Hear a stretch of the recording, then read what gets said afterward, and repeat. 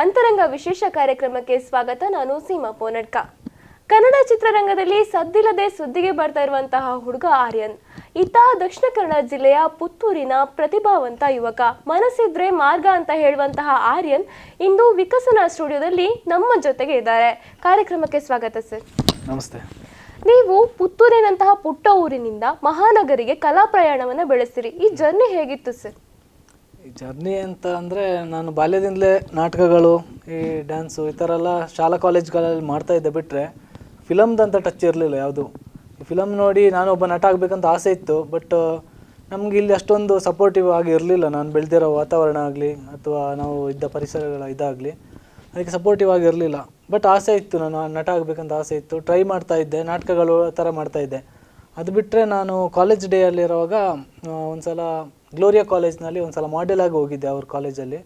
ಅದು ಬಿಟ್ಟರೆ ಬೇರೆ ನನಗೇನೂ ಎಕ್ಸ್ಪೀರಿಯೆನ್ಸ್ ಇರಲಿಲ್ಲ ಒಂದು ನಟ ಆಗಿ. ಹಾಗೆ ಮತ್ತು ಬೆಂಗಳೂರಿಗೆ ಅಂತ ಹೋಗಿದ್ದು, ಕೆಲಸಕ್ಕೆ ಅಂತ ಹೋಗಿದ್ದು, ಮನೆಯಲ್ಲಿ ಕೆಲಸಕ್ಕೆ ಅಂತ ಹೇಳಿ ಹೋಗಿದ್ದು. ಬಟ್ ಇಂಡಸ್ಟ್ರಿ ಎಲ್ಲ ಸ್ವಲ್ಪ ಟ್ರೈ ಮಾಡ್ತಾಯಿದ್ದೆ ಆವಾಗ ಅವಕಾಶಕ್ಕಾಗಿ. ನಿಮ್ಮ ಎಜುಕೇಷನ್ ಬಗ್ಗೆ ಎಲ್ಲ ಹೇಳಬೇಕು ಅಂತಂದರೆ, ನನ್ನ ಡಿಗ್ರಿನ ಇಲ್ಲಿ ಫಿಲೋಮಿನಾ ಕಾಲೇಜ್ನಲ್ಲೇ ಮುಗಿಸಿದ್ದು. ಪುತ್ತೂರಿನ ಫಿಲೋಮಿನಾದಲ್ಲಿ BCAನ ಮುಗಿಸಿದ್ದೀನಿ. ಆನಂತರ ನಾನು ಬೆಂಗಳೂರಲ್ಲಿ ಕೆಲಸ ಮಾಡ್ತಾಯಿದ್ದೆ, ಕೆನರಾ ಬ್ಯಾಂಕ್ IT ಸೆಕ್ಟ್ರಲ್ಲಿ. ಆ ಟೈಮಲ್ಲಿ ನಾನು ಅದ್ರ ಜೊತೆಗೇ MBA ಕೂಡ ಕಂಪ್ಲೀಟ್ ಮಾಡಿದೆ. ಈ ಸಿನಿಮಾದಲ್ಲಿ ನಿಮ್ಮ ಜರ್ನಿ ಹೇಗೆ ಶುರುವಾಯಿತು?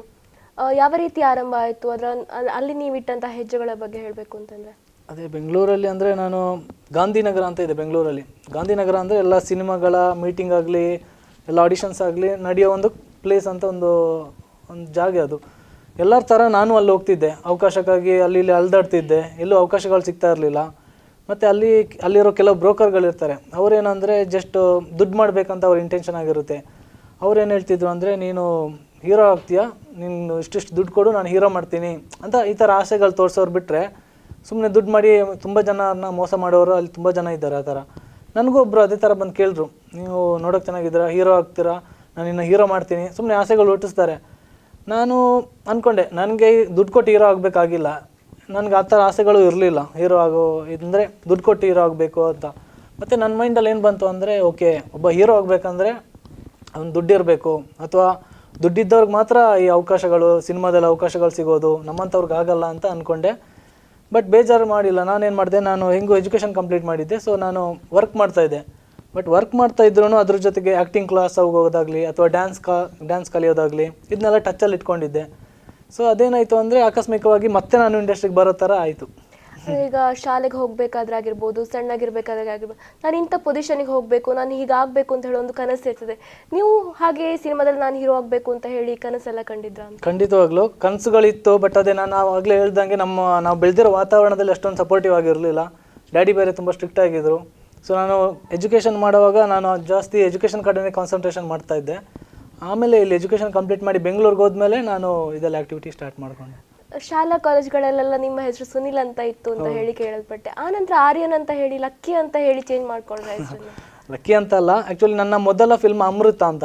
ಅದು ಆ್ಯಕ್ಚುಲಿ ತಮಿಳಿಯನ್ಸ್ ಎಲ್ಲ ಸೇರ್ಕೊಂಡು ಮಾಡ್ತಾ ಇದ್ದಿದ್ದು. ಟೆಕ್ನಿಷಿಯನ್ಸಿಂದ ಹಿಡಿದು ಡೈರೆಕ್ಟ್ರು ಎಲ್ಲರೂ ತಮಿಳಿಯನ್ಸ್. ಬಟ್ ಅವ್ರು ಮಾಡ್ತಾ ಇದ್ದಿದ್ದು ಕನ್ನಡ ಫಿಲಮ್ ಅಮೃತ ಅಂತ.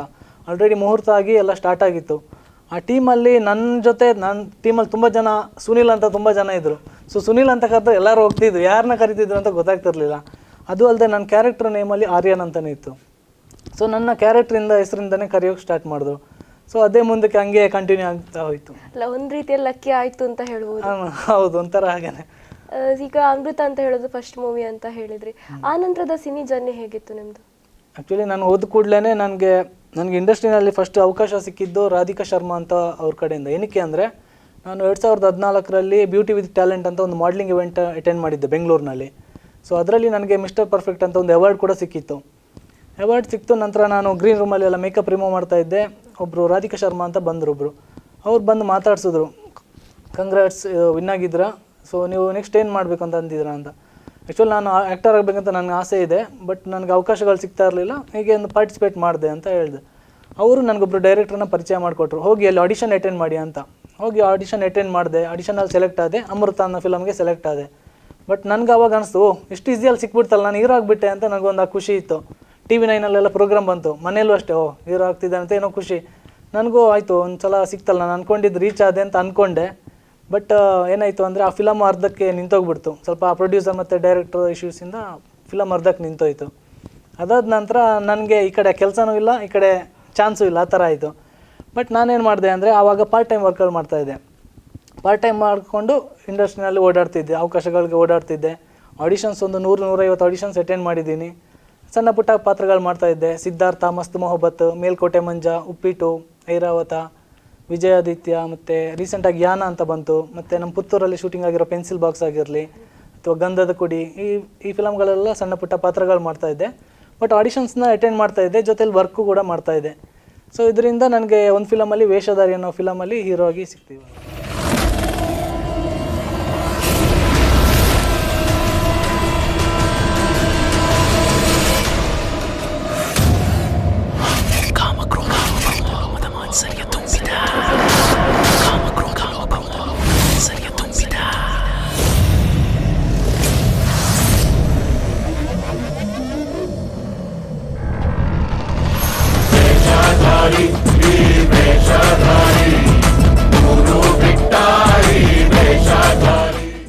ಅದರಲ್ಲಿ ಹೇಗಿತ್ತು ಅನುಭವ? ಯಾವತ್ತು ಮೊದಲನೇ ಅನುಭವ ಯಾವತ್ತು ಮರೀಲಿಕ್ಕೆ ಆಗೋದಿಲ್ಲ ಅಂತ ಹೇಳ್ತಾರೆ. ಅದರಲ್ಲಿ ಹೇಗಿತ್ತು ಅನುಭವ ನಿಮ್ಮದು?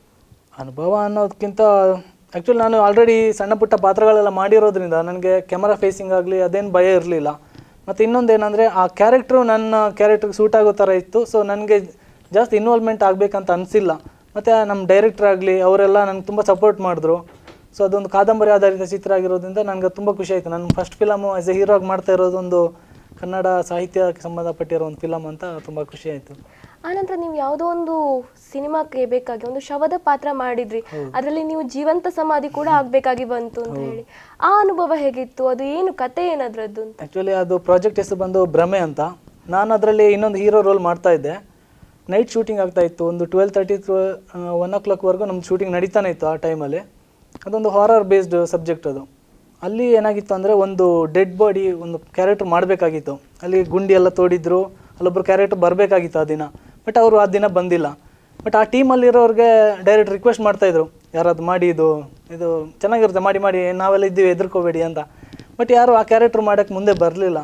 ನಾನು ದೂರದಿಂದ ಇದು ಅಬ್ಸರ್ವ್ ಮಾಡ್ತಾಯಿದ್ದೆ. ನಾನು ಅಂದ್ಕೊಂಡೆ ಓಕೆ ಸ್ವಲ್ಪ ಡಿಫ್ರೆಂಟ್ ಆಗಿದೆ, ನನಗೂ ಚಾಲೆಂಜಿಂಗ್ ಅಂತ ಅನ್ನಿಸ್ತು, ಮಾಡ್ಬೋದು ಅಂತ ನನಗೆ ನನ್ನ ಮೇಲೆ ಕಾನ್ಫಿಡೆಂಟ್ ಇತ್ತು.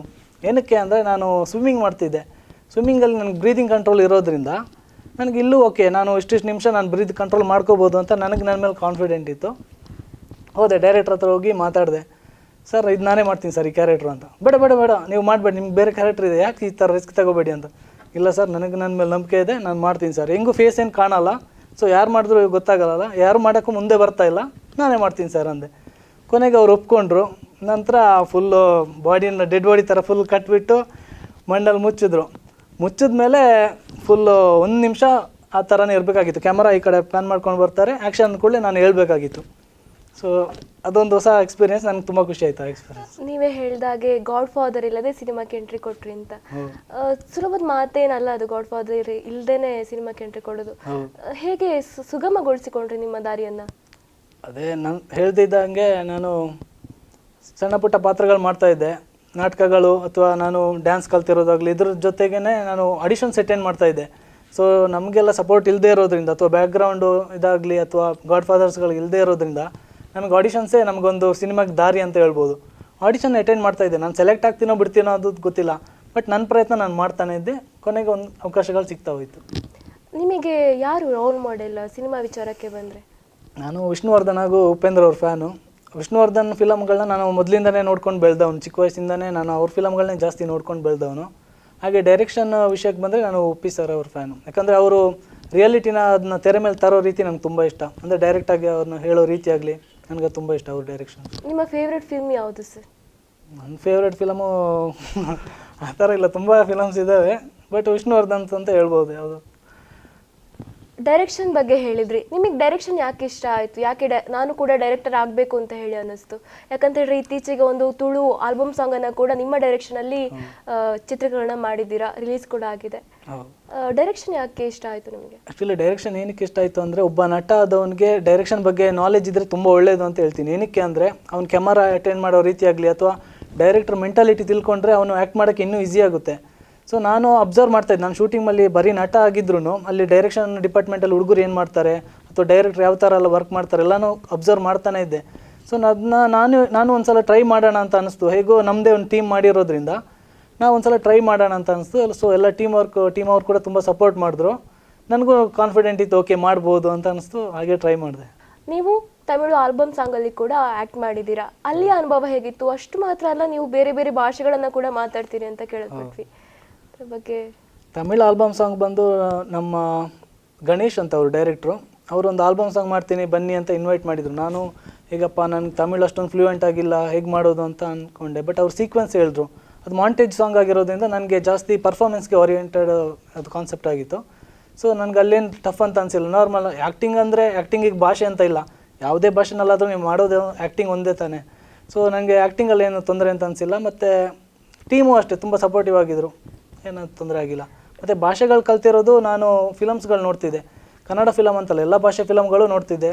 ನೋಡ್ತಾ ನಿಮ್ಗೆ ಆಟೋಮೆಟಿಕ್ಕಾಗಿ ಭಾಷೆನ ಹಂಗೆ ಕಲ್ತ್ಕೊಂಡೆ. ನಾನು ಆ್ಯಕ್ಚುಲಿ ಭಾಷೆಗಳು ಕಲ್ತಿದ್ದೆ ಫಿಲಮ್ ನೋಡಿಕೊಂಡು. ನೀವು ಯಾವುದೆಲ್ಲ ಭಾಷೆ ಮಾತಾಡ್ತೀರಾ? Just for curiosity. Kannada, Hindi, Tamil, Telugu fluent ಇಲ್ಲ, but I can understand. Malayalam, Tulu. ನಿಮ್ಮದು 2ನೇ ಚಿತ್ರ ಗ್ರೂಫಿ ಆಲ್ರೆಡಿ ರೆಡಿ ಆಗಿದೆ, ಇನ್ನೇನು ಬಿಡುಗಡೆ ಬಾಕಿ ಅಂತ. ಗ್ರೂಫಿ ಬಗ್ಗೆ ಹೇಳಬೇಕು ಅಂತಂದರೆ ಗ್ರೂಫಿ ಬಗ್ಗೆ ತುಂಬ ಪ್ರಿಪ್ರೇಷನ್ ಮಾಡ್ಕೊಂಡಿದ್ವಿ. ಅದು ನಮ್ಮ ಸ್ವಾಮಿ ಅಂತ ಡೈರೆಕ್ಟ್ರು, ಅವ್ರು ತುಂಬ ಹೋಪ್ಸ್ ಇಟ್ಕೊಂಡಿದ್ದಾರೆ ಈ ಫಿಲ್ಮ್ ಮೇಲೆ. ಹಾಗೆ ರವಿ ಅರ್ಜುನ್ ಅಂತ ಡೈರೆಕ್ಟ್ರು, ಅವ್ರು ಕೂಡ ಹಾಗೆ ತುಂಬ ನಮಗೆ ಪ್ರಾಕ್ಟೀಸ್ ಇರ್ತಿತ್ತು, ಡೈಲಾಗ್ಸ್ ಪ್ರಾಕ್ಟೀಸ್ ಮಾಡಿಸ್ತಾ ಇದ್ರು. ಸೊ ಆ ಕ್ಯಾರೆಕ್ಟ್ರಲ್ಲಿ ಇನ್ವಾಲ್ವ್ ಆಗೋಕ್ಕೆ ತುಂಬ ಹೆಲ್ಪ್ ಮಾಡಿದ್ರು ನಮಗೆ. ತುಂಬ ಟೈಮ್ ತಗೊಂಡು ವಿತ್ ಪ್ರಿಪ್ರೇಷನ್ ನಾವು ಸೆಟ್ಗೆ ಹೋಗಿದ್ವಿ. ನಮಗೆ ಆ್ಯಕ್ಚುಲಿ ಮಳೆ ಎಲ್ಲ ಸ್ವಲ್ಪ ಪ್ರಾಬ್ಲಮ್ ಆಯಿತು ಶೂಟಿಂಗ್ ಟೈಮಲ್ಲಿ, ಬಟ್ ಅದನ್ನೆಲ್ಲ ಫೇಸ್ ಮಾಡಿ ಇವಾಗ ಶೂಟಿಂಗ್ ಕಂಪ್ಲೀಟ್ ಆಯಿತು. ಗ್ರೂಫಿದು ಥೀಮ್ ಏನು ಸರ್? ಹೈಲೈಟ್ಸ್ ಏನು? ಅದು ನಾನು ಬಿಟ್ಕೊಡಂಗಿಲ್ಲ, ಯಾಕಂದರೆ ನೀವು ಫಿಲಮ್ ನೋಡಬೇಕು. ಯಾವ ಜೋನರಲ್ಲಿ ಮಾಡಿದ್ದೀರಾ ಅಂತ ಹೇಳಿ. ಆ್ಯಕ್ಚುಲಿ ಅದು ಸೆಲ್ಫಿಯಿಂದ ಈ ದುರಂತಗಳು ಯಾವ ಥರ ಆಗ್ತಾ ಇದೆ ನೀವೇ ನೋಡಿರ್ತೀರ, ಅದ್ರ ಬಗ್ಗೆ ಒಂದು ಒಳ್ಳೆ ಮೆಸೇಜ್ ಇರೋ ಒಂದು ಫಿಲಮ್ ಅಂತ ಹೇಳ್ಬೋದು.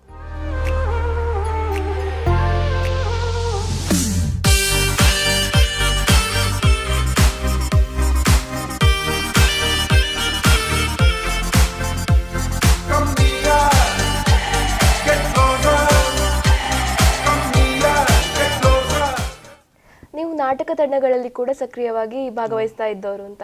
ನಿಮ್ಮ ನಾಟಕದ ಜರ್ನಿ ಹೇಗಿತ್ತು? ನಾಟಕ ಅಂತಂದರೆ ನಾನು ಜಾಸ್ತಿ ನಾಟಕಗಳು ಮಾಡಿಲ್ಲ. ನಾನು ಮಾಡಿರೋದು ಒಂದೇ ನಾಟಕ, ಚಿರಸ್ಮರಣೆ ಅಂತ. ನಮ್ಮ ರಾಜಾರಾಮ್ ಸರ್ ಅಂತ ನಮ್ಮ ಕಲಾಗಂಗೋತ್ರಿ ಟೀಮ್ನ ಅವ್ರ ಕಡೆಯಿಂದ ನನಗೊಂದು ಅವಕಾಶ ಸಿಕ್ತು ಒಂದು ನಾಟಕ ಮಾಡೋದು. ಬಟ್ ನಾನು ಕಂಟಿನ್ಯೂ ಏನಕ್ಕೆ ಮಾಡಿಲ್ಲ ಅಂತಂದರೆ ನನಗೆ ಆಲ್ರೆಡಿ ಆಫರ್ಗಳು ಬರ್ತಾಯಿತ್ತು, ಅಥವಾ ಸಣ್ಣ ಪುಟ್ಟ ಪಾತ್ರಗಳು ಮಾಡ್ತಾ ಇರೋದ್ರಿಂದ ರೆಗ್ಯುಲರಾಗಿ ನಾನು ಅಲ್ಲಿ ಹೋಗಬೇಕಾಗ್ತಿತ್ತು. ಒಂದು ನಾಟಕ ಆಡೋದ್ರಿಂದ ನನಗೆ ತುಂಬಾ ಒಬ್ಬ ನಟನಿಗೆ ತುಂಬ ಹೆಲ್ಪ್ ಆಗುತ್ತೆ. ಯಾಕಂದರೆ ನಾನು ಮಾಡಿರೋದು ಒಂದೇ ನಾಟಕ ಆಗಿದ್ರು ನನಗೆ ಅದ್ರಲ್ಲಿ ತುಂಬ ನಾನು ಕಲ್ತ್ಕೊಂಡೆ. ಅಥವಾ ಅವರು ಒಂದು ಡೈಲಾಗ್ ಇದು ಮಾಡೋ ರೀತಿ ಆಗಲಿ, ಅದನ್ನ ರಿಹರ್ಸಲ್ ಮಾಡೋ ರೀತಿ ಆಗಲಿ ನನಗೆ ತುಂಬ ಹೆಲ್ಪ್ ಆಯಿತು ಅಂತ ಹೇಳ್ಬೋದು. ಕಡಲೂರು ಧರಿಸಿನ ಉಡಲ್ ಧರಿಸಿ ಸಾಂಗ್ ನೋಡಿದಾಗ ನೀವು ಒಳ್ಳೆ ಡ್ಯಾನ್ಸರ್ ಅಂತ ಗೊತ್ತಾಯಿತು. ಡ್ಯಾನ್ಸು ನಾನು ಬೆಂಗಳೂರಲ್ಲೇ ಕಲ್ತಿದ್ದು. ಅಂದರೆ ನಾನು ಮೊದಲು ಪುತ್ತೂರಲ್ಲಿರುವಾಗ ಇಲಿಯಾಸ್ ಪಿಂಟ್ ಅವರು ಇದ್ದಾರೆ, ಅವ್ರ ಕಡೆಯಿಂದ ನಾನು ಸ್ವಲ್ಪ ಬೇಸಿಕ್ಸ್ ಕಲ್ತ್ಕೊಂಡಿದ್ದೆ ನಾನು ಚಿಕ್ಕ ವಯಸ್ಸಲ್ಲಿ. ಬಟ್ ಆನಂತರ ಡ್ಯಾನ್ಸ್ ಟಚ್ ಇರಲಿಲ್ಲ. ಅದಾದ ನಂತರ ಬೆಂಗಳೂರಲ್ಲಿ ಮತ್ತೆ ಕಲ್ತ್ಕೊಂಡೆ. ನೀವು ಡ್ಯಾನ್ಸಿಂಗ್ ಅನ್ನೋದು ತುಂಬ ಚೆನ್ನಾಗಿ ಮಾಡ್ತೀರಿ, ಜೊತೆಗೆ ಫೈಟಿಂಗ್ ಕೂಡ ಮಾಡ್ತೀರಿ, ಕಲ್ತಿದ್ದೀರಿ ಅಂತ ಹೇಳಿದ್ರಿ. ಎಲ್ಲಿ ಕಲ್ತ್ರಿ ಇದನ್ನೆಲ್ಲ? ಫೈಟಿಂಗ್ ನನ್ನ ಮೊದಲನೇ ಫಿಲಮು ಅಮೃತ ಆ ಟೈಮಲ್ಲಿ ನಮ್ಮ ಡೈರೆಕ್ಟ್ರು ಇದು ಫೈಟಿಂಗ್ ಕ್ಲಾಸ್ಗೆ ಹಾಕಿದ್ರು ನನಗೆ. ಅಲ್ಲಿ ಕರ್ನಾಟಕದ ಜಾಕಿ ಚಾನ್ ಇವರು ಥ್ರಿಲ್ಲರ್ ಮಂಜು ಇದ್ದಾರಲ್ಲ, ಅವ್ರ ಶಿಷ್ಯರೊಬ್ಬರು ಇದ್ದಾರೆ ಅಶೋಕ್ ಕುಮಾರ್ ಅಂತ, ಅವ್ರ ಕಡೆಯಿಂದ ನಾನು ಫೈಟಿಂಗ್ ಕಲಿತಾ ಇದ್ದೆ. ಬೇಸಿಕ್ಸ್ ಫೈಟಿಂಗ್ ಎಲ್ಲ ಅವ್ರ ಹತ್ರನೇ ಕಲ್ತ್ಕೊಂಡಿದ್ದು ನಾನು. ಇವಾಗ ತುಳು ಚಿತ್ರರಂಗಕ್ಕೆ ಕೂಡ ಕಾಲಿಡ್ತಾ ಇದ್ರಿ, ವಿಡಿಯೋ ಸಾಂಗನ್ನು ರಿಲೀಸ್ ಮಾಡಿದ್ದೀರಿ. ಅದರ ಬಗ್ಗೆ ಹೇಳಬೇಕು ಅಂತಂದರೆ ವಿಡಿಯೋ ಸಾಂಗು ಅದೇ ಕಡಲೂರು ದರ್ಶನ ಉಡಲ್ ಧರಿಸಿ ಅಂತ ಒಂದು ಆಲ್ಬಮ್ ಸಾಂಗ್ ಮಾಡಿದ್ವಿ. ಬಟ್ ಇದೆಲ್ಲ ನನ್ನೊಬ್ಬನ ಎಫರ್ಟ್ ಅಲ್ಲ, ಇದೆಲ್ಲ ಟೀಮ್ ಎಲ್ಲ ಸೇರ್ಕೊಂಡು ಮಾಡಿರೋದು. ಸೊ ಟೀಮ್ ಎಫರ್ಟ್ ಇದು. ತುಂಬ ಒಳ್ಳೆ ರೆಸ್ಪಾನ್ಸ್ ಬರ್ತಾ ಇದೆ, ಇವಾಗ ಖುಷಿ ಆಗ್ತಿದೆ. ಈಗ ಒಂದು ಸಣ್ಣ ವಿರಾಮದ ನಂತರ ಕಡಲೂರು ದರ್ಶನ ಉಡಲ್ ಧರಿಸಿ ಟೀಮ್ ವಿಕಸನ ಟಿವಿಯನ್ನ ಸೇರ್ಕೊಳ್ಳಿಕ್ಕಿದೆ.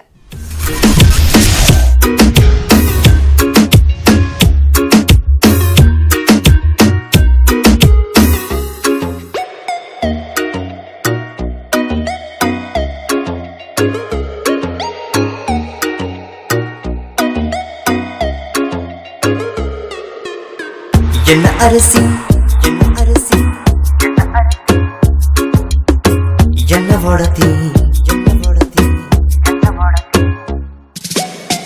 என்ன அரசி என்ன உடலுக்கு வடத்தி என்ன அரசி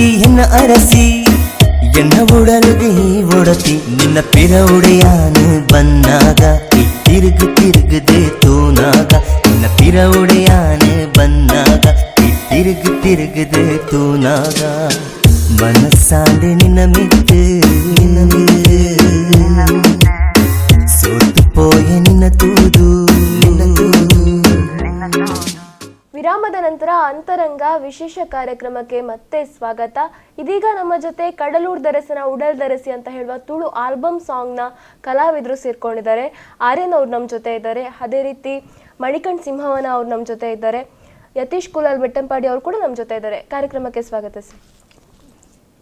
ಈ ಕಡಲೂರ್ ದರಸನ ಉಡಲ್ ದರಸಿ ಕಾನ್ಸೆಪ್ಟ್ ಹೇಗೆ ಸೃಷ್ಟಿಯಾಯಿತು, ನಿಮಗೆ ಕಡಲೂರ್ ದರಸನ ಉಡಲ್ ದರಸಿ ಹೇಗೆ ಸಿಕ್ಕಿದ್ರು ಅಂತ? ಈ ಕಾನ್ಸೆಪ್ಟ್ ಅಂದರೆ ಆ್ಯಕ್ಚುಲಿ ಇದು ಆಲ್ರೆಡಿ ಕನ್ನಡದಲ್ಲಿ ಫೇಮಸ್ ಆಗಿರೋ ಸಾಂಗ್ ನನ್ನ ಗೆಳತಿ ಅಂತ ಇದೆಯಲ್ಲ, ಆ ಸಾಂಗು ಅದನ್ನ ನಾವು ಸೆಲೆಕ್ಟ್ ಮಾಡಿದ್ವಿ. ಏನಕ್ಕೆ ಅಂದರೆ ಒಳ್ಳೆ ಮ್ಯೂಸಿಕ್ ಚೆನ್ನಾಗಿತ್ತು, ಮೇಯ್ನಾಗಿ ಮ್ಯೂಸಿಕ್ ಚೆನ್ನಾಗಿತ್ತು. ಯಾಕೆ ನಮ್ಮ ತುಳು ಭಾಷೆನಲ್ಲೂ ಯಾಕೆ ನಾವು ಟ್ರೈ ಮಾಡಬಾರ್ದು ಅಂತ ಅನ್ನಿಸ್ತು. ಆಲ್ರೆಡಿ ತುಳುನಲ್ಲಿ ತುಂಬ ಬೇರೆ ವರ್ಷನ್ಗಳಿದ್ದಾವೆ, ಬಟ್ ನಾವು ಅದಕ್ಕಿಂತ ಚೆನ್ನಾಗಿ ಮಾಡ್ಬೋದು ಅಂತ ನಮಗೆ ಕಾನ್ಫಿಡೆಂಟ್ ಇತ್ತು. ಸೊ ನಾವೊಂದು ಟೀಮ್ ವರ್ಕ್ ಥರ ಎಲ್ಲ ಮಾತಾಡಿಕೊಂಡು ಒಂದು ಡಿಸೈಡ್ ಮಾಡಿದ್ವಿ. ಮತ್ತು ಉಡಲ್ ದರಸಿ ಹೆಂಗೆ ಸಿಕ್ಕಿದ್ಲು ಅಂದರೆ ಅದೇ ತುಂಬ ತಲೆನೋವಾಗಿದ್ದು. ಯಾಕಂದರೆ ಹೀರೋಯಿನೇ ನಮಗೆ ಸಿಗಲಿಲ್ಲ. 3 ದಿನ ನಾವು ಹೀರೋಯಿನ್ಗೆ ಸ್ವಲ್ಪ ಹುಡ್ಕಾಡ್ತಿದ್ವಿ, ಹೀರೋಯಿನ್ ಸಿಗ್ತಾ ಇರಲಿಲ್ಲ. ಕೊನೆಗೆ ಯಾರು ಹೀರೋಯಿನ್ನ ಇವರು ರೆಫರ್ ಮಾಡ್ತಿದ್ರು ಅವ್ರನ್ನೇ ನೀವೇ ಹೀರೋಯಿನ್ ಆಗಿ ಬನ್ನಿ ಅಂತ ಅವ್ರನ್ನೇ ಹೀರೋಯಿನ್ ಮಾಡಿರೋದು. ದುರ್ಗಶ್ರೀ ಅವರು ಹೀರೋಯಿನ್ ಆಗಿ ಆ್ಯಕ್ಟ್ ಮಾಡಿರುವಂಥದ್ದು. ಉಳಿದಂತೆ ಟೀಮ್ ವರ್ಕ್ ಎಲ್ಲ ಹೇಗಿತ್ತು? ಟೀಮ್ ವರ್ಕ್ ಅಂದರೆ ನಾವು ಆಲ್ರೆಡಿ ಪ್ಲ್ಯಾನ್ ಮಾಡಿದಾಗ ಇವಾಗ ಲಿರಿಕ್ಸ್ ನಮ್ಮ ಯತೀಶ್ ಅವ್ರು ಬರೆದಿದ್ದಾರೆ. ಸೊ ಅವ್ರ ವರ್ಕ್ ಮೇಲೆ ನನಗೆ ಕಾನ್ಫಿಡೆಂಟ್ ಇತ್ತು. ನಾವು ಅವ್ರ ಜೊತೆ ಮೊದಲೇ ವರ್ಕ್ ಮಾಡಿರೋದ್ರಿಂದ ಅವ್ರ ವರ್ಕ್ ಗೊತ್ತಿತ್ತು. ಹಾಗೆ ನಮ್ಮ ಮಣಿಕಂಠ ಅವರು ಸಿಂಗಿಂಗಲ್ಲಿ ಇವ್ರ ಜೊತೆ ನಾನು ಮೊದಲು ವರ್ಕ್ ಮಾಡಿದ್ದೀನಿ. ನಾವು ಬಾಲ್ಯದ ಸ್ನೇಹಿತರು. ಆ್ಯಕ್ಚುಲಿ ನಾವು ರೂರಲ್ ಅಂತ ಒಂದು ಫಿಲಮಲ್ಲೂ ಮಾಡಿದ್ವಿ. ಹಾಗೆ ಇವರು ಟಗರ್ ಅನ್ನೋ ಫಿಲಮಲ್ಲೂ ಒಂದು ಕ್ಯಾರೆಕ್ಟರ್ಗಳು ಮಾಡಿದರು. ಮತ್ತು ಇವ್ರು ಮೊದಲಿಂದನೇ ಬೇಸಿಕಲಿ ಸಿಂಗರ್. ಸೊ ನನಗೆ ಇವ್ರ ವಾಯ್ಸ್ ಈ ಸಾಂಗಿಗೆ ಸೂಟ್ ಆಗುತ್ತೆ ಅಂತ ಅನ್ನಿಸ್ತು. ಸೊ ನಾವು ಇವ್ರ ಜೊತೆ ಫಸ್ಟ್ ಮಾತಾಡಿದೆ. ಹಾಗೆ ನಮ್ಮ DOP ಆಗಿ ಸಚಿನ್ ಅವ್ರು ಮಾಡಿದ್ದಾರೆ, ಅವನ ಜೊತೆ ಡಿಸ್ಕಸ್ ಮಾಡಿದೆ, ಈ ಥರ ಒಂದು ಪ್ರಾಜೆಕ್ಟ್ ಮಾಡ್ತಾಯಿದ್ದೀವಿ ಅಂತ. ಸೊ ಅವನು ಹೆಲ್ಪ್ ಮಾಡ್ದೆ. ಹಾಗೆ ನಮ್ಮ ಟೀಮ್ ಒಂದು ಸೆಟ್ ಮಾಡ್ಕೊಂಡ್ವಿ, ಡ್ರೀಮ್ ಕ್ಯಾಚರ್ ಅಂತ ಒಂದು ಟೀಮ್ ಮಾಡ್ಕೊಂಡ್ವಿ. ಒಬ್ಬೊಬ್ರಿಗೂ ಒಂದೊಂದು ಡಿಪಾರ್ಟ್ಮೆಂಟಲ್ಲಿ ನಾವು ಇದನ್ನ ವರ್ಕ್ ಕೊಡ್ತಾ ಹೋದೆ. ಅವರವರ ಡಿಪಾರ್ಟ್ಮೆಂಟಲ್ಲಿ ಅವ್ರವ್ರು ವರ್ಕ್ ಮಾಡ್ಕೊಂಡು ಹೋದ್ರು. ನನ್ನ ಗೆಳತಿ ಸಾಂಗು ತುಂಬಾನೇ ಫೇಮಸ್ ಆಗಿರುವಂಥದ್ದು ಕನ್ನಡದಲ್ಲಿ. ಆ ನಂತರ ನನ್ನ ಗೆಳೆಯ ಬಂತು. ಇದನ್ನ ತುಳುವಿಗೆ ತರಬೇಕು ಅಂತ ಹೇಳಿದ್ರೆ ಅದು ಸುಲಭದ ಮಾತಲ್ಲ. ಸರ್, ನೀವು ಯಾವ ರೀತಿಯಲ್ಲಿ ಅದಕ್ಕೆ ಪ್ರಿಪ್ರೇಷನ್ ಆದ್ರಿ? ಎಷ್ಟು ದಿನ ತಗೊಂಡ್ರಿ ಲಿರಿಕ್ಸ್ ಅನ್ನ ಬರೀಲಿಕ್ಕೆ? ಲಿರಿಕ್ಸ್ ಅನ್ನು ಬರೀಲಿಕ್ಕೆ ಎಷ್ಟು ದಿನ ಅಂತ ತಗೊಳ್ಳಿಕ್ಕೆ ಅಂತ ಹೇಳೋದಕ್ಕಿಂತ ಆರ್ಯನ್ ನನಗೆ ಹೇಳಿದರು ಮೊದಲೇ, ನಾವೊಂದು ತುಳುವಲ್ಲಿ ಒಂದು ಸಾಂಗ್ ಮಾಡುವ, ಆಲ್ಬಮ್ ಸಾಂಗ್ ಮಾಡುವ ಅಂತ. ಅದಕ್ಕೆ ಇದೇ ಸಾಂಗ್ ಅಂತ ಫಸ್ಟಿಗೆ ನಾವು ಯಾವುದೇ ಸೆಲೆಕ್ಟ್ ಮಾಡಿರಲಿಲ್ಲ. ಒಂದು ದಿವಸ ಸಡನ್ನ ಹೇಳಿದರು ಅವರು, ಇದು ಮಾಡುವ, ಇದು ಹೇಗುಂಟು ಅಂತ ಹೇಳಿ ನೋಡಿ ನನಗೆ ಹೇಳಿ ಅಂತ ಹೇಳಿದರು. ಹಾಗೆ ನಾನು ಕೇಳಿ ಒಳ್ಳೆದುಂಟು ಅಂತ ಹೇಳಿದೆ. ಬರಿತೀರಾ ಅಂತ ಹೇಳಿದರು. ಹಾಗೆ ಹಾಂ ಬರಿತೇನೆ ಅಂತ ಹೇಳಿದೆ. ಮತ್ತೆ ಬರೆದೆ. ಅವತ್ತೇ ಬರೆದು ಅದನ್ನು ಅವರು ಹೇಳಬೇಕು. ಆ್ಯಕ್ಚುಲಿ ನಾನು ಅವರಿಗೆ ಟಾಪಿಕ್ ಹೇಳಿದ್ದೆ, ಈ ಥರ ಒಂದು ಲವ್ ಬೇಸ್ಡ್ ಒಂದು ಸಬ್ಜೆಕ್ಟು, ಅದ್ರ ಬಗ್ಗೆ ಒಂದು ಇದು ಸಾಂಗ್ ಬರೀರಿ ಅಂತ. ಬಟ್ ನಾನು ವರ್ಕ್ ವಿಷಯದಲ್ಲಿ ನಾನು ಇದು ಫಸ್ಟ್ ಡೈರೆಕ್ಷನ್ ಮಾಡೋದ್ರಾಗಿಂದ ನಾನು ಸ್ವಲ್ಪ ವರ್ಕ್ ಬಗ್ಗೆ ಸ್ವಲ್ಪ ಕಾಂಪ್ರಮೈಸ್ ಆಗ್ಲಿಕ್ಕೆ ಹೋಗಲಿಲ್ಲ. ನಾನು ಇವ್ರಿಗೆ ಹೇಗೆ ಲಿರಿಕ್ಸ್ ಬರೀರಿ ಅಂತ ಹೇಳಿದ್ನೋ ಅದೇ ಥರ ಇನ್ನೂ ಇಬ್ಬರಿಗೆ ಹೇಳಿದ್ದೆ. ಬಟ್ ಇವರು ಒಂದೇ ದಿನದಲ್ಲಿ ಅವರು ಲಿರಿಕ್ಸ್ ಬರೆದು ಒಂದು ನೈಟಲ್ಲಿ ಅವರು ಬರೆದು ನನಗೆ ಸೆಂಡ್ ಮಾಡಿದ್ರು.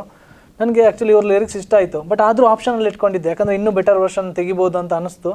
ಬೇರೆ ಕಡೆ ಇನ್ನೂ ಇಬ್ಬರ ಹತ್ರ ಬರ್ಸಿದ್ನಲ್ಲ, ಸೊ ಅವ್ರದ್ದು ಕಂಪೇರ್ ಮಾಡಿದೆ, ಇವ್ರು ಬರೆದಿರೋದೇ ನನಗೆ ಫೈನಲ್ ಇಷ್ಟ ಆಯಿತು. ಆ್ಯಂಡ್ ಅದು ನಮ್ಮ ಇದಕ್ಕೆ ಸಾಂಗಿಗೆ ಸೂಟ್ ಆಗುತ್ತೆ ಅಂತ ಅನ್ನಿಸ್ತು ತುಂಬ. ಸೊ ಅದನ್ನೇ ಫೈನಲ್ ಮಾಡಿದೆ. ಎಲ್ಲೆಲ್ಲ ಶೂಟಿಂಗ್ ಮಾಡಿದ್ರಿ ಉಡಲ್ ದರಸಿ ಸಾಂಗನ್ನು? ಶೂಟಿಂಗು ನಮ್ಮ ಪುತ್ತೂರಲ್ಲೇ ಆಲ್ಮೋಸ್ಟ್ ಒಂದು ಪುತ್ತೂರಲ್ಲೇ ಶೂಟಿಂಗ್ ಮಾಡಿದ್ದು. ಅದು ಬಿಟ್ಟರೆ ಮಂಗಳೂರಿನ ಕುದ್ರೋಳಿಯಲ್ಲಿ ಮತ್ತು ತಣ್ಣೀರು ಬಾವಿನಲ್ಲಿ 1-2 ಸೀನ್ಸ್ಗಳು, ಹಾಗೆ ಆಲ್ಮೋಸ್ಟ್ ಪುತ್ತೂರಲ್ಲೇ ಶೂಟಿಂಗ್ ಮಾಡಿದ್ದು. ಬಾಲವನ, ಮಹಾಲಿಂಗೇಶ್ವರ ಟೆಂಪಲ್ ಪಕ್ಕ ಸುತ್ತಮುತ್ತ. ಎಷ್ಟು ದಿನ ತಗೊಂಡ್ರಿ ಇದು ಕಂಪ್ಲೀಟ್ ಶೂಟಿಂಗ್ ಮುಗಿಸಿ ಫೈನಲ್ ಪ್ರೊಡಕ್ಷನ್ ತಗೊಳ್ಳಿಕ್ಕೆ? ಅಲ್ಲ, 3 ಡೇಸಲ್ಲಿ ಶೂಟಿಂಗಲ್ಲಿ ಆಗೋಯಿತು. ಸ್ವಲ್ಪ ಮಳೆದೆಲ್ಲ ಸ್ವಲ್ಪ ಪ್ರಾಬ್ಲಮ್ ಬಿಟ್ಟರೆ ಇನ್ನೂ ಬೇಗ ಮಾಡ್ಬೋದಾಗಿತ್ತು. ಮತ್ತು ಪೋಸ್ಟ್ ಪ್ರೊಡಕ್ಷನ್ಗೆಲ್ಲ ನಾವು ಸ್ವಲ್ಪ ಟೈಮ್ ತಗೊಂಡ್ವಿ, ಯಾಕಂದರೆ ಎಡಿಟಿಂಗ್ ವರ್ಕ್ ಮೇಯ್ನು ಸುಪ್ರೀತ್ ಅಂತ ಮಾಡಿದ್ದಾರೆ, ಸುಪ್ರೀತ್ BK ಅಂತ ಅವ್ರ ಹೆಸರು. ಹಾಗೆಯೇ ಇವರು ಗ್ರಾಫಿಕ್ ಡಿಸೈನು ಗುರುಪ್ರಸಾದ್ ಅಂತ, ಅವರು ಪುತ್ತೂರವರು ಆ್ಯಕ್ಚುಲಿ.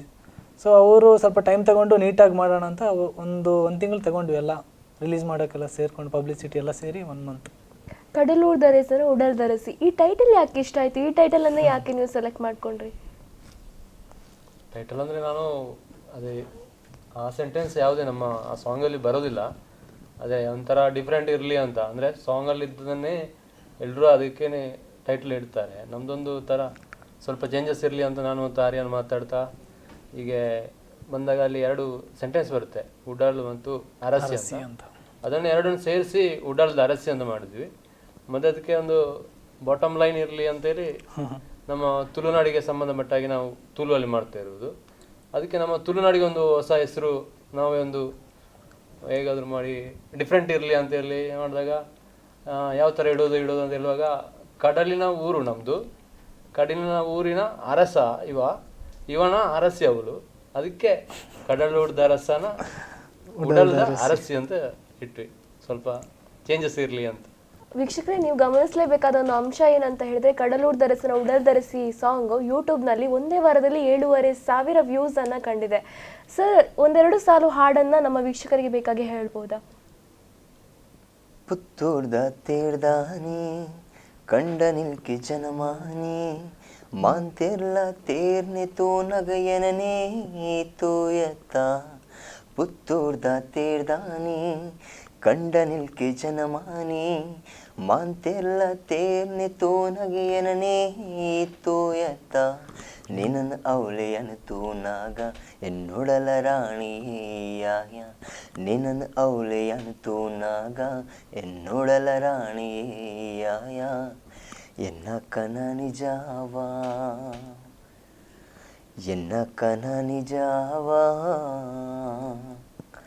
ಎನ್ನ ಅರಸಿ ಎನ್ನ ಉಡಲುಗೆ ಒಡತಿ. ಎನ್ನ ಅರಸಿ ಎನ್ನ ಉಡಲುಗೆ ಒಡತಿ. ತುಂಬಾ ಚೆನ್ನಾಗಿ ಹಾಡಿದ್ರಿ ಸರ್. ಈ ಹಾಡನ್ನ ನೀವು ಎಷ್ಟು ದಿನ ಪ್ರಾಕ್ಟೀಸ್ ಮಾಡಿದ್ರಿ? ಯಾವ ರೀತಿ ಎಲ್ಲ ಕಲ್ತ್ಕೊಂಡ್ರಿ? ನಾನು 2 ಡೇಸಲ್ಲಿ ಪ್ರಾಕ್ಟೀಸ್ ಮಾಡಿ ಮೇಡಮ್. ಹಾಗೆ ನಮ್ಮದು ಆರ್ಯನವರು ಹೇಳಿದ್ರಿ ಹೀಗೆ ಅಂತ ಮಾಡಿಕೊಟ್ಟೆ ಮೇಡಮ್. ಈ ಸಾಂಗ್ ಇದು ಕೊರಿಯೋಗ್ರಫಿ ಕೂಡ ನಿಮ್ದೆ, ಡೈರೆಕ್ಷನ್ ಕೂಡ ನಿಮ್ದೆ.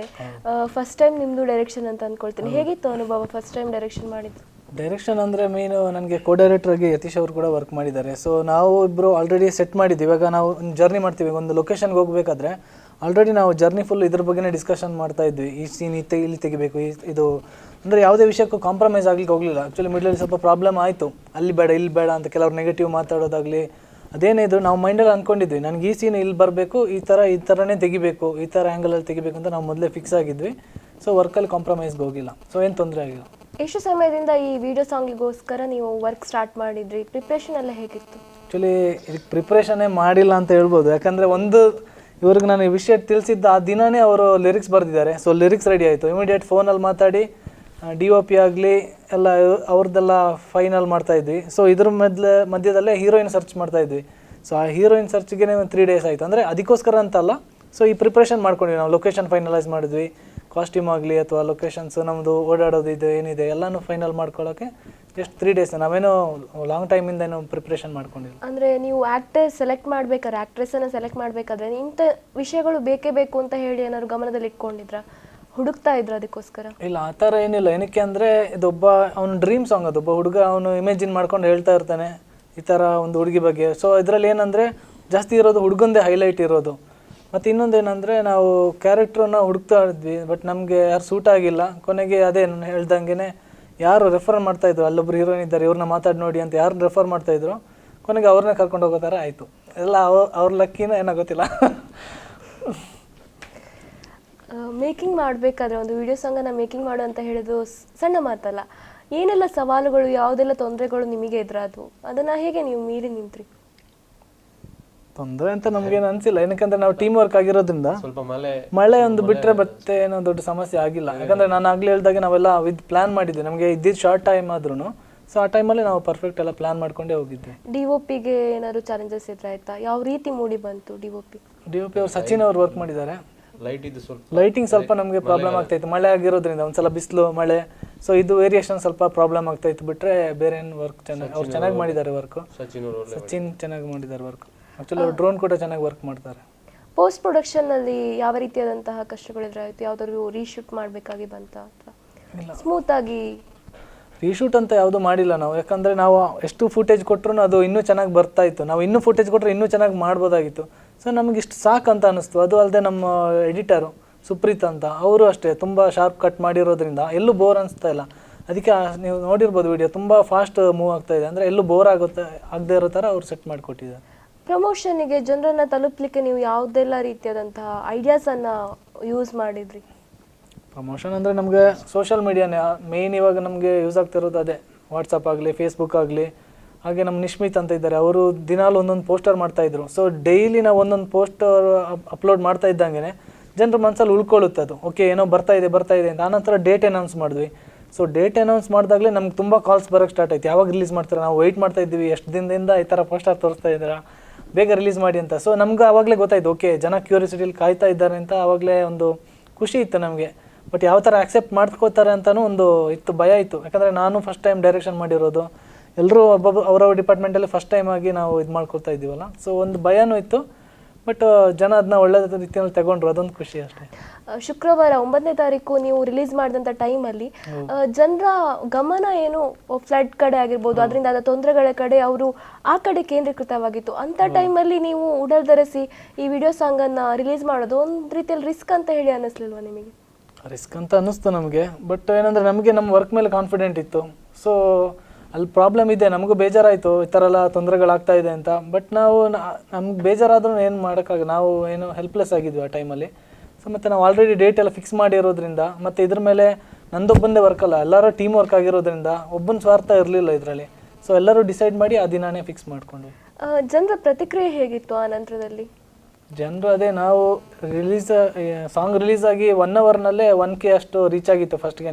ಸೊ ನಮ್ಗೆ ಗೊತ್ತಾಯ್ತು, ಓಕೆ ಎಲ್ಲ ನೋಡ್ತಿದ್ದಾರೆ, ವ್ಯೂಸ್ ಮಾಡ್ತಿದ್ದಾರೆ ಅಂತ. ಮತ್ತು ಕಾಲ್ಸ್ ಬರ್ತಾಯಿತ್ತು, ಫೇಸ್ಬುಕ್ಕಲ್ಲಾಗಲಿ ಇದರಲ್ಲಾಗಲಿ ಎಲ್ಲ ಕಡೆ ನಮ್ಗೆ ಒಳ್ಳೆ ರೆಸ್ಪಾನ್ಸ್ ಬಂತು, ಚೆನ್ನಾಗಿ ಮಾಡಿದ್ದೀರಾ, ನೆಕ್ಸ್ಟ್ ಪ್ರಾಜೆಕ್ಟ್ ಯಾವಾಗ ಮಾಡ್ತೀರಾ ಅಂತ ಆ ಥರ ಕ್ವಶನ್ಸ್ಗಳು ಬರ್ತಾಯಿತ್ತು. ಒಂದು ರೀತಿಯಲ್ಲಿ ಲ್ಯಾಂಗ್ವೇಜ್ ಡಿಫ್ರೆಂಟ್ ಆದರೂ ಕೂಡ ಇಮೋಷನ್ ಟಚ್ ಆಗಿದೆ ಜನರಿಗೆ. ಖಂಡಿತವಾಗ್ಲೂ ಹೌದು.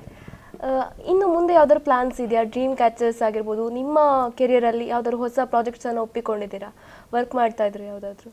ಫಿಲಮ್ಗೆ ಇವಾಗಲೇ ಒಪ್ಕೊಂಡಿದ್ದೀನಿ. ಫಿಲಮ್ ಒಂದು ರಥಯಾತ್ರೆ ಅಂತ ಒಂದು ಫಿಲಮ್ ಒಪ್ಕೊಂಡಿದ್ದೀನಿ. ಹಾಗೆ ಒಂದು ತೋಳ್ಕೊಡು ತೋಳ ಅಂತ ಒಂದು ತಮಿಳ್ ಫಿಲಮ್ ಒಪ್ಕೊಂಡಿದ್ದೀನಿ. ಹಾಗೆ ನಮ್ಮ ಡ್ರೀಮ್ ಕ್ಯಾಚರ್ ಕಡೆಯಿಂದ ಟ್ರೈ ಮಾಡೋದಾದರೆ ನಾವು ಇನ್ನೊಂದು ಆಲ್ಬಮ್ ಸಾಂಗ್ ಪ್ಲ್ಯಾನ್ ಮಾಡಿದ್ದೀವಿ ಆಲ್ರೆಡಿ ಅವರು ಲಿರಿಕ್ಸ್ ಕೂಡ ಬರಿತಾ ಇದ್ದಾರೆ. ಒಂದು ಫ್ರೆಂಡ್ಶಿಪ್ ಬಗ್ಗೆ ಈ ಸಲ ಒಂದು ಕಾನ್ಸೆಪ್ಟ್ ಇಟ್ಕೊಂಡು ಮಾಡ್ತಾ ಇದ್ದೀವಿ. ಅದನ್ನು ನಾವು ಯಾವಾಗ ನಿರೀಕ್ಷಿಸ್ಬೋದು? ಅದು ಪ್ರೊಡ್ಯೂಸರ್ ಮೇಲೆ ಡಿಪೆಂಡ್, ಅವ್ರು ಎಷ್ಟು ಬೇಗ ಪ್ರೊಡ್ಯೂಸರ್ ಸಿಗ್ತಾರೋ ಅಷ್ಟು ಬೇಗ ನಾವು ನಿಮ್ಮ ಮುಂದೆ ಬರ್ಬೋದು. ನಿಮ್ಮ ಚಿತ್ರ ಇನ್ನು ಗ್ರೂಫಿ ಇನ್ನೂ ರಿಲೀಸ್ ಆಗಲಿಕ್ಕೆ ಬಾಕಿ ಇದೆ, ಯಾವಾಗ ರಿಲೀಸ್ ಆಗ್ತಾ ಇದೆ? ಸೆಪ್ಟೆಂಬರ್ ಅಲ್ಲಿ ರಿಲೀಸ್ ಆಗ್ಬೋದು, September October time. Date fix ಆಗಿಲ್ಲ ಇನ್ನು. ಅದರಲ್ಲಿ ನಿಮ್ಮ ಪಾತ್ರದ ಬಗ್ಗೆ ಹೇಳಬೇಕು ಅಂತಂದ್ರೆ, ಅದರಲ್ಲಿ ನಾನು ಫೋಟೋ ಜರ್ನಲಿಸ್ಟ್ ಆಗಿ ಇದು ಮಾಡಿದ್ದೀನಿ, ಕ್ಯಾರೆಕ್ಟರ್ ಆಕ್ಟ್ ಮಾಡಿದ್ದೀನಿ. ಸೊ ಅದಕ್ಕಾಗಿ ಸ್ವಲ್ಪ ಪ್ರಿಪರೇಷನ್ ಮಾಡಿಕೊಂಡೆ ನಾನು. ಏನಕ್ಕೆ ಒಬ್ಬ ಫೋಟೋ ಜರ್ನಲಿಸ್ಟ್ ಆದರೆ ಅವನದೇ ಆದ ಒಂದು ಮ್ಯಾನರಿಸಮ್ಸ್ ಇರುತ್ತೆ, ಅಥವಾ ಅವನು ಥಿಂಕ್ ಮಾಡೋ ರೀತಿ ಆಗಲಿ, ಅಥವಾ ಅವನು ಇದು ಬೇರೆ ಥರನೇ ಇರುತ್ತೆ ಅವನು ಆ್ಯಕ್ಟಿವಿಟೀಸ್ ಎಲ್ಲ.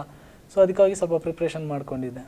ಒಟ್ಟಿನಲ್ಲಿ ಈಗ ಡ್ರೀಮ್ ಕ್ಯಾಚರ್ಸ್ ಟೀಮ್ ಅಂತ ಹೇಳಿದ್ರೆ ಕಡಲೂರು ದರಸನ ಉಡಲ್ ದರಸಿ ಅಂತ ಹೇಳುವಷ್ಟರ ಮಟ್ಟಿಗೆ ಫೇಮಸ್ ಆಗ್ತಾ ಇದೆ. ಹೌದು, ಎಲ್ಲ ವೀಕ್ಷಕರಿಗೆ ಸೇರ್ಬೇಕು, ಅದೆಲ್ಲ ಏನಿದ್ರು ನಾವೊಂದು ಪ್ರಯತ್ನ ಮಾಡ್ತೀವಿ ಅಷ್ಟೇ. ಜನ ಹೇಗೆ ನಿಮ್ಮನ್ನ ಸ್ವೀಕರಿಸ್ತಾ ಇದ್ದಾರೆ ಹೋಗ್ಬೇಕಾದ್ರೆ, ಗುರುತಿಸಿ ಮಾತಾಡೋದಾಗಿರ್ಬೋದು? ಯಾಕಂತಂದ್ರೆ ವಿಡಿಯೋ ಸಾಂಗ್ ಅಲ್ಲಿ ಎಲ್ಲರ ಮುಖ ಕೂಡ ಬಂದಿತ್ತು. ಹೌದು, ಆಕ್ಚುಲಿ ಅದು ನಮ್ಮ ಪ್ಲಾನ್ ಆಗಿತ್ತು. ಯಾಕಂದ್ರೆ ಇದು ನಮ್ಮ ಟೀಮ್ ವರ್ಕ್ ಆಗಿರೋದ್ರಿಂದ ನಾನು ಫಸ್ಟ್ಗೆ ಅವ್ರಿಗೆ ಹೇಳಿದ್ದೆ, ಇದರಲ್ಲಿ ನಾನೊಬ್ಬನೇ ಅಲ್ಲಿ ಸಾಂಗಲ್ಲಿ ಕಾಣ್ತಾ ಇರ್ಬೋದು, ನಾನು ಹೀರೋಯಿನ್ ಇದ್ಬಿಟ್ರೆ ಬೇರೆ ಯಾರು ಕಾಣ್ತಾ ಇಲ್ಲ. ಬಟ್ ನಾನು ಆ ಥರ ಮಾಡಲ್ಲ, ಎಲ್ಲರೂ ಎಲ್ಲ ಟೀಮು ರೆಕಗ್ನೈಸ್ ಆಗಬೇಕು ಅನ್ನೋ ದೃಷ್ಟಿಯಿಂದಾನೇ ಎಲ್ಲರ ಫೋಟೋನು ನಾವು ಅದರಲ್ಲಿ ಆ್ಯಡ್ ಮಾಡಿದ್ದು. ಸೊ ಇವಾಗ ಎಲ್ಲರನ್ನೂ ಗುರುತಿಸ್ತಿದ್ದಾರೆ, ಖುಷಿ ಆಗ್ತಾ ಇದೆ. ಆ್ಯಕ್ಚುಲಿ ನನಗೆ ಈ ಸಾಂಗಿಂದ ಒಂದು ತುಳು ಫಿಲಮ್ಗೂ ಆಫರ್ ಬಂದಿದೆ ಇವಾಗ. ಹಾಗೆ ಅವರು ಅಷ್ಟೇ ಆಲ್ರೆಡಿ ಒಂದು ತುಳು ಫಿಲಮ್ಗೆ ಇವಾಗ ಫುಲ್ಲು ಸ್ಕ್ರಿಪ್ಟ್ ವರ್ಕ್ ಮಾಡ್ತಾ ಇದ್ದಾರೆ. ಇವರು ಅಷ್ಟೇ ಸಿಂಗಿಂಗ್ಗೆ ಅವ್ರಿಗೆ ಆಫರ್ಗಳು ಬರ್ತಾ ಇದೆ. ಸೊ ಒಂದು ಖುಷಿ, ಎಲ್ಲರಿಗೂ ಟೀಮ್ ವರ್ಕ್ ಮಾಡಿರೋದ್ರಿಂದ ನನಗೆ ಮಾತ್ರ ಅಲ್ಲ, ಎಲ್ಲ ಡಿಪಾರ್ಟ್ಮೆಂಟ್ ಅವರು ಒಂದು ರೆಕಗ್ನೈಸೇಷನ್ ಶುಭವಾಗಿದೆ ಅಂತ ಹೇಳಿ. ಹೌದು, ಖಂಡಿತ. ಕಡಲೂರು ದರಸನ ಉಡಲ್ ದರಸಿ ವಿಡಿಯೋ ಸಾಂಗ್ ಅಲ್ಲಿ ನೀವು ಯೂಸ್ ಮಾಡಿದಂಥ ಕಾಸ್ಟ್ಯೂಮ್ ಕೂಡ ತುಂಬಾ ಡಿಫ್ರೆಂಟ್ ಆಗಿತ್ತು ಅಂಡ್ ಚೆನ್ನಾಗಿತ್ತು. ತುಂಬಾ ಡಿಸೈನ್ ಮಾಡಿದ್ದು ಯಾರು? ಡಿಸೈನ್ ಆ ಥರ ಏನು ಪ್ಲಾನ್ ಇಲ್ಲ. ಆ್ಯಕ್ಚುಲಿ ಅದರಲ್ಲಿ ನಾವು 2 ಸ್ಟೈಲ್ ಮಾಡಿದ್ವಿ. ಒಂದು ಸಾಂಗ್ನ ಫೀಲಿಂಗಲ್ಲಿ ತೋರಿಸಿದ್ವಿ, ಇನ್ನೊಂದು ಅದನ್ನ ವಿತ್ ಡ್ಯಾನ್ಸ್ ಸ್ವಲ್ಪ ಹಿಪ್ ಹಾಪ್ ಸ್ಟೈಲ್ ಆ ಟೈಪಲ್ಲಿ ತೋರಿಸಿದ್ವಿ. ಸೊ ಅದಕ್ಕೆ ತಕ್ಕಂಗೆ ನಾವು ಕಾಸ್ಟ್ಯೂಮ್ ಮ್ಯಾಚ್ ಮಾಡ್ಕೊಂಡು ಹೋದ್ವಿ. ಮತ್ತು ಇಲ್ಲಿ ನೇಟಿವಿಟಿ ಏನಂದರೆ ಅದೇ ಮೇಯ್ನು ಪಂಚೆ ಮತ್ತು ಒಂದು ಶರ್ಟು ಮುಂಡಸ್ ಕಟ್ಟೋ ರೀತಿ, ಅದನ್ನೇ ನಮ್ಮದೇ ಸ್ಟೈಲಲ್ಲಿ ಸ್ವಲ್ಪ ಮಾಡ್ಕೊಂಡು ಹೋದ್ವಿ ಅಷ್ಟೇ. ಅದು ಬಿಟ್ಟರೆ ಏನು ಪ್ಲ್ಯಾನಿಂಗ್ ಏನಂತ ಇರಲಿಲ್ಲ ಆ ಥರ. ಅಂತರಂಗ ವಿಶೇಷ ಕಾರ್ಯಕ್ರಮದಲ್ಲಿ ಇವತ್ತಿನ ಮುಖ್ಯ ಅತಿಥಿಯಾಗಿ ಭಾಗವಹಿಸಿದವರು ಆರ್ಯನ್ ಸರ್. ಅವ್ರ ಜೊತೆ ಸಾಥ್ ನೀಡಿದ್ದೀರಾ ನೀವು ಕಡಲೂರು ದರಸನ ಉಡಲ್ ದರಸಿ ಟೀಮ್ ಆಗಿ. ಧನ್ಯವಾದಗಳು ಸರ್. ಇವಿಷ್ಟು ಈ ಬಾರಿಯ ಅಂತರಂಗ ಕಾರ್ಯಕ್ರಮದ ವಿಶೇಷ. ಇದು ವಿಕಸನ TV powered by VC journalism.